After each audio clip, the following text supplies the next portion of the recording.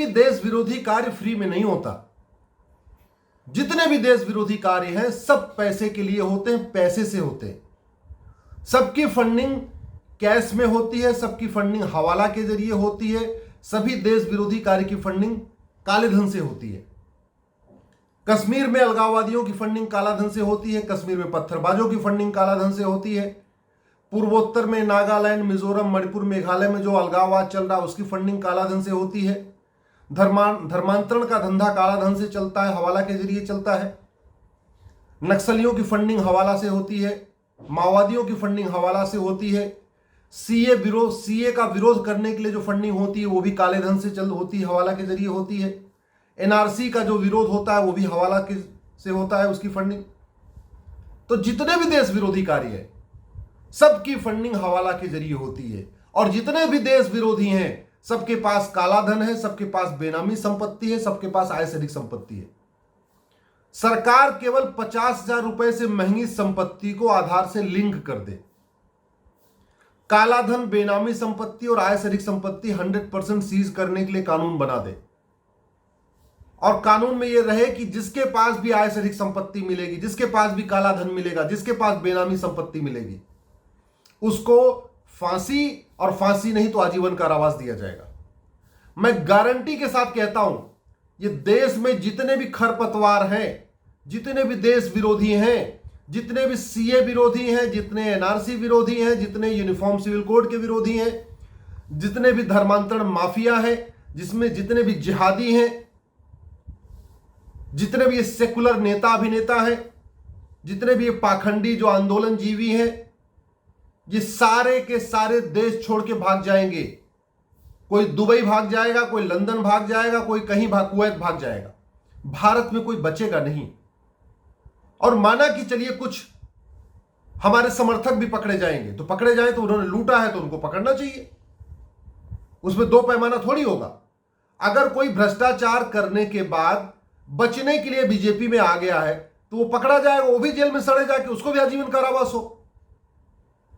लेकिन मैं आपको बहुत गारंटी के साथ कहता हूं, अगर हम काला धन हवाला समाप्त कर दें, 100 रुपए से बड़ी नोट बंद कर दें, 5,000 रुपए से महंगे सामान का कैश लेन देन बंद कर दें, 50,000 रुपए से महंगी संपत्ति को आधार से जोड़ दें, काला धन, बेनामी संपत्ति और आय से अधिक संपत्ति 100% सीज करने के लिए कानून बना दें, और जिसके पास भी आय से अधिक संपत्ति मिले, बेनामी संपत्ति, उसको हम आजीवन कारावास देने के लिए कानून बना दें।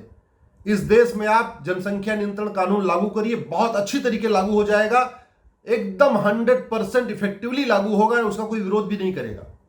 आप कानून बना दीजिए, एनआरसी लागू करिए, वो एनआरसी का विरोध करने वाला कोई भारत में बचेगा ही नहीं। आप भ्रष्टाचार खत्म कर दीजिए, काला धन हवाला कारोबार खत्म कर दीजिए, भारत में यूनिफॉर्म एजुकेशन लागू करिए, एक भी कोई चू नहीं करेगा, कोई बचेगा ही नहीं। आप भ्रष्टाचार विरोधी कठोर कानून बना दीजिए, भारत में समान नागरिक संहिता लागू करिए, आपको सड़क पे कोई धरना प्रदर्शन नहीं होगा। आप भ्रष्टाचार विरोधी कठोर कानून बना दीजिए, उसके बाद आप यहां पे घुसपैठ नियंत्रण कानून बनाइए, कोई भी एनआरसी के खिलाफ बोलने वाला नहीं बचेगा। और एक कठोर कानून बनाइए घुसपैठियों के खिलाफ कि भाई जो घुसपैठिए हैं 3 महीने के अंदर भारत छोड़ के भाग जाए, नहीं तो इनको हम पकड़ेंगे और इनको हम सीधे आजीवन कारावास या फांसी देंगे। 3 महीने की डेडलाइन दे दीजिए। 80% घुसपैठिए खुद ही अपना सामान लेके यहां से, जो बांग्लादेशी बांग्लादेश भाग जाएंगे, जो रोहिंग्या में म्यांमार भाग जाएंगे, भारत में नहीं रहेंगे, क्योंकि उनको पता है कि अब कानून बन गया है, हमको आजीवन कारावास या फांसी हो जाएगी। और कानून बनाना सरकार का कार्य है। हम सरकार में हैं, हमारी ड्यूटी अब यह है कि हम हर चीज के लिए बढ़िया कानून बनाएं। अब हमारा काम निंदा करना नहीं है, हमारा काम केवल पोल खोल करना नहीं है, हमारा काम केवल कांग्रेस की गलत नीतियों को उजागर करना नहीं है। हम विपक्ष में नहीं, हम सत्ता में हैं। सत्ता का मतलब हम हर समस्या की रूट कॉज एनालिसिस करें। जितने भी यहां भारत विरोधी कार्य होते हैं सबकी रूट कॉज एनालिसिस करें, और रूट कॉज एनालिसिस करेंगे तो हमको यह पता चलेगा सबकी फंडिंग हवाला के जरिए हो रही, काले धन से हो रही है, या एफसीआरए के जरिए हो रही है। कुछ देश विरोधी कार्यों की फंडिंग खाड़ी देशों से हो रही है, कुछ देश विरोधी कार्यों की फंडिंग पश्चिम देशों से हो रही है, यूरोप से हो रही है। जो ईसाई धर्मांतरण करा रहे हैं, जो मिशनरियां पूरे देश में धर्मांतरण करा रही हैं, इनकी फंडिंग पश्चिम देशों से हो रही है। जो यहां लव जिहाद चल रहा है, लैंड जिहाद चल रहा है, मदरसा जिहाद चल रहा है, या अलग मजार जिहाद चल रहा है, ये जो अलग अलग तरीके के जिहाद चल रहे हैं, इनकी फंडिंग आपकी खाड़ी देशों से हो रही है। एक कहावत है ना कि अगर आप नाक दबा दीजिए, नाक दबाइए मुंह खुल जाएगा। आप काला धन बेनामी संपत्ति को कमर तोड़ दीजिए, आप कानून बना दीजिए कि जिसके पास काला धन बेनामी संपत्ति मिलेगी उसको हम फांसी दे देंगे।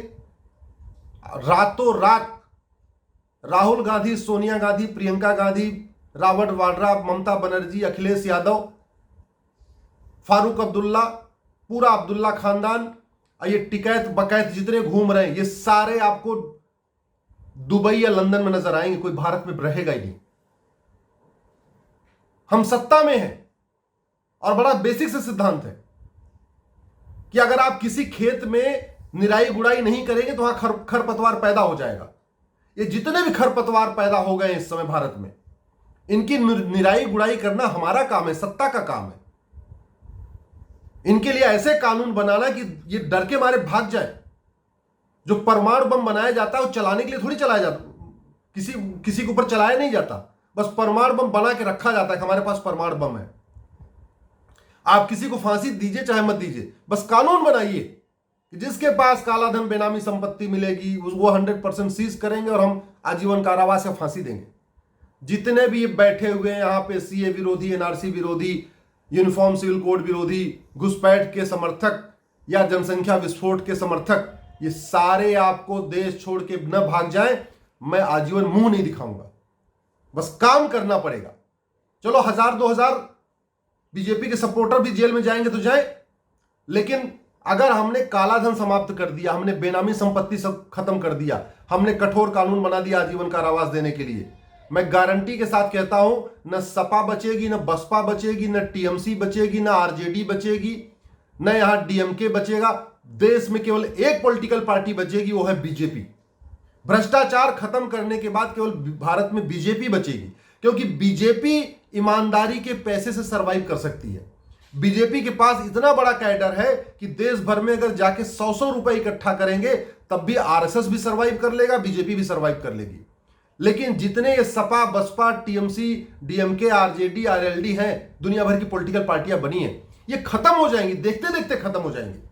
और जब ये पॉलिटिकल पार्टी खत्म हो गई, ये सारे पॉलिटिकल नेता खत्म हो गए, देश से भाग गए, उसके बाद अब कोई भी कानून बनाओ, विरोध करने के लिए कोई बचेगा नहीं।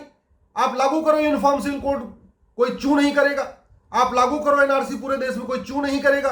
आप लागू करो जनसंख्या नियंत्रण कानून चीन की तर्ज पे, कोई चू नहीं करेगा। पहले लेकिन हमें यहां पे कठोर कानून बनाना पड़ेगा।